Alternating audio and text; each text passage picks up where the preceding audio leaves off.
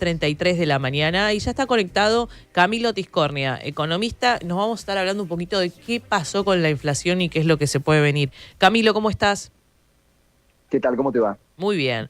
Bueno, ¿nos contás un poquito por qué dio este número de 2,5% la inflación en noviembre? Ahí está, me hizo un lío.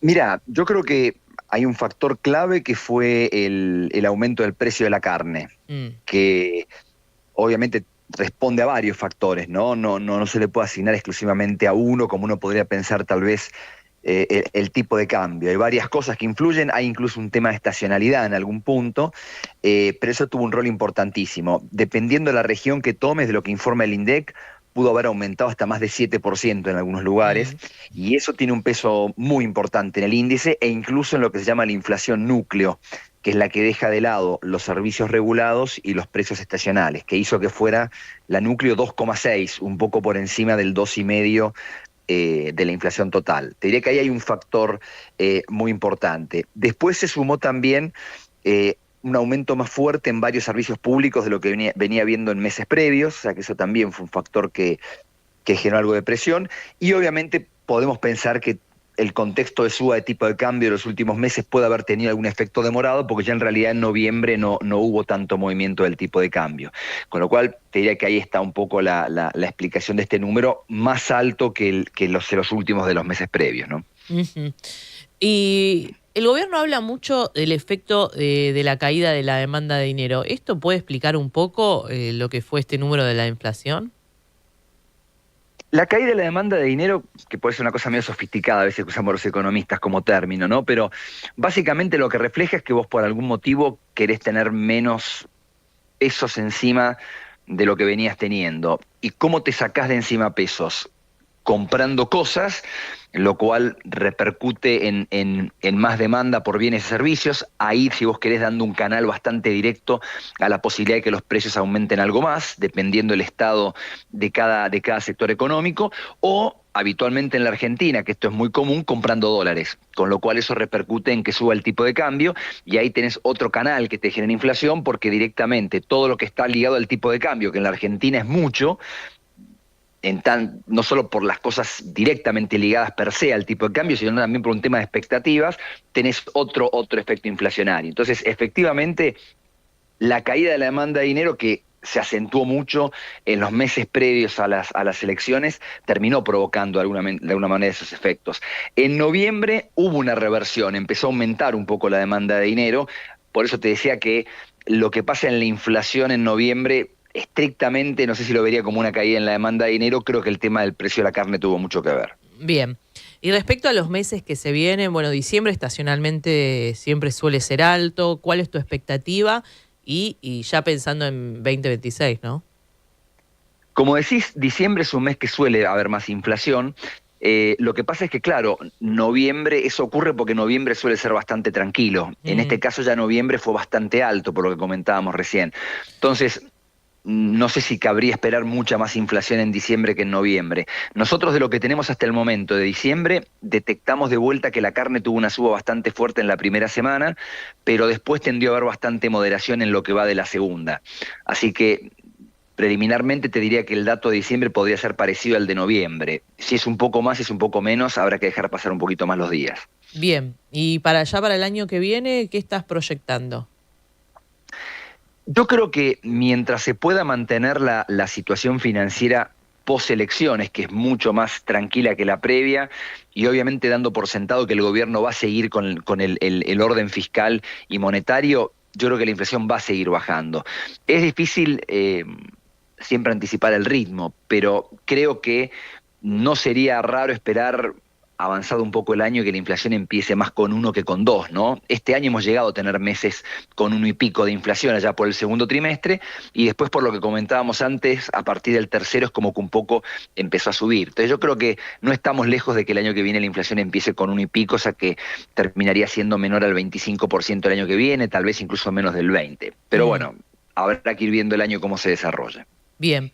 ¿Y cómo estás viendo el consumo, no? Porque está esto de, por un lado, bueno, la inflación un poquito más arriba y la gente, viste, todavía con estrés económico, que no llega a fin de mes, con menor ingreso disponible. ¿Cómo estás viendo el consumo vos? Lo primero que yo veo con el tema del consumo es que no hay datos buenos y actualizados. Si vos tomás datos oficiales del INDEC, por ejemplo, que tenés ventas en supermercados, en autoservicios, en shopping centers, ventas de electrodomésticos están todas al mes de septiembre. Y yo creo que la Argentina de diciembre no tiene nada que ver con la Argentina de septiembre. Cuando vos ves esos datos, creo que ves el efecto de lo que estábamos hablando antes, ¿no? La caída en la demanda de dinero, mucha tensión, mucha compra de dólares en las alternativas al dinero y obviamente eso en contra del consumo, con tasas de interés altísimas, obviamente. Entonces yo creo que toda esa situación que hubo durante el tercer trimestre no creo que se esté repitiendo ahora. De hecho, las tasas están bajando, está recuperándose la demanda de dinero. Entonces, me parece que el panorama va a ser mejor para el consumo. Lo que pasa es que no tenemos datos bien actualizados como para poder saber lo que está pasando concretamente. Sí hay un indicador que te marca un poco el humor, que es la confianza de los consumidores, que en el mes de noviembre tuvo un repunte brutal. Con lo cual te muestra que hay un ánimo, al menos desde el punto de vista del ánimo de los consumidores, la situación es mejor. Y mejoró en todas las dimensiones, en la situación presente, en las expectativas, mejoró en las 3 regiones que se miden, en los distintos niveles de ingreso. Con lo cual, me parece que hay una situación que va a ser mejor para el consumo en este corto plazo. Bien. Y respecto, estábamos hablando recién de la industria. Bueno, la industria no viene pasando buen momento. Obviamente tenés sectores que están mejor que otros.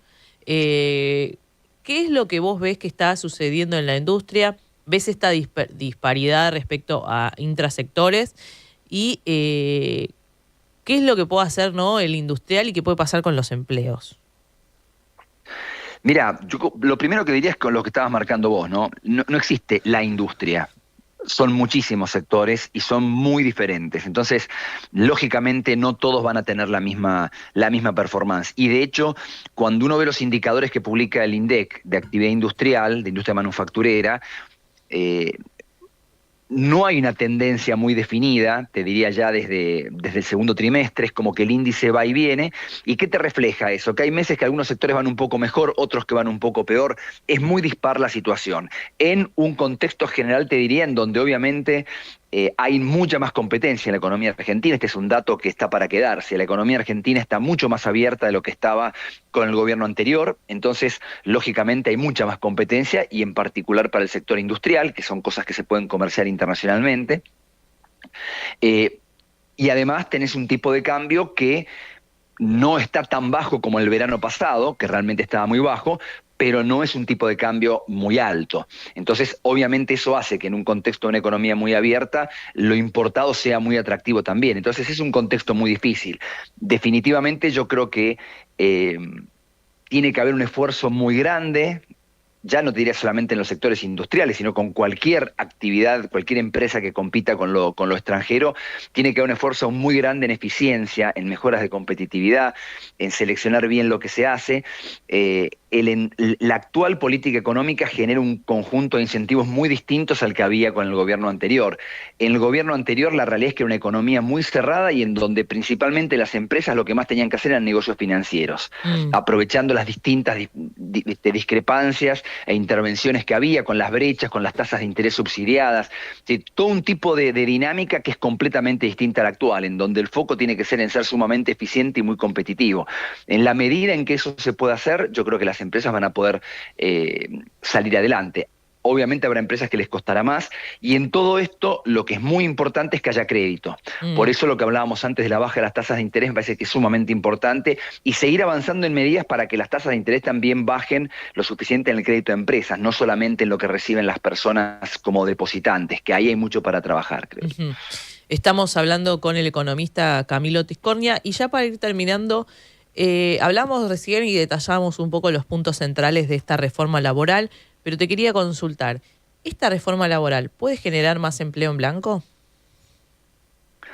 Yo creo que sí, me parece que el espíritu general de la reforma es reducir costos y darle más flexibilidad al mercado.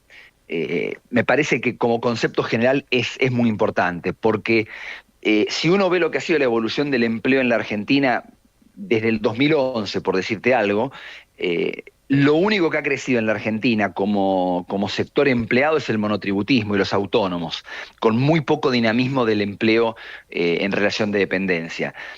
Uno podría pensar que forma parte de la transformación de cómo las empresas y cómo el empleo se mueve, y creo que en parte es así, va a haber un cambio, creo, muy importante en ese sentido, pero creo que también refleja la búsqueda de flexibilidad y menores costos en un sistema muy rígido. Con lo cual me parece que hay que avanzar en esa dirección. Después quedará a los expertos en estos temas cuáles son los pasos concretos, si todo lo que está en el proyecto es suficiente, si hay cosas que están de más o no.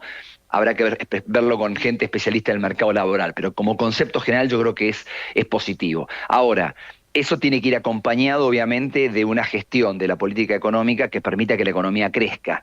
Definitivamente la generación de empleo requiere como elemento fundamental que la economía esté en un contexto de crecimiento. En ese contexto me parece que este tipo de reforma lo que puede favorecer, como decías vos, es tratar de generar un empleo de mayor calidad. Muchísimas gracias, Camilo, por estar acá en Café y Negocios. No, por favor, saludos, hasta luego. Bueno, hablamos recién con Camilo Tiscornia, economista, respecto a la inflación, respecto a qué puede pasar con el consumo y también con la reforma laboral.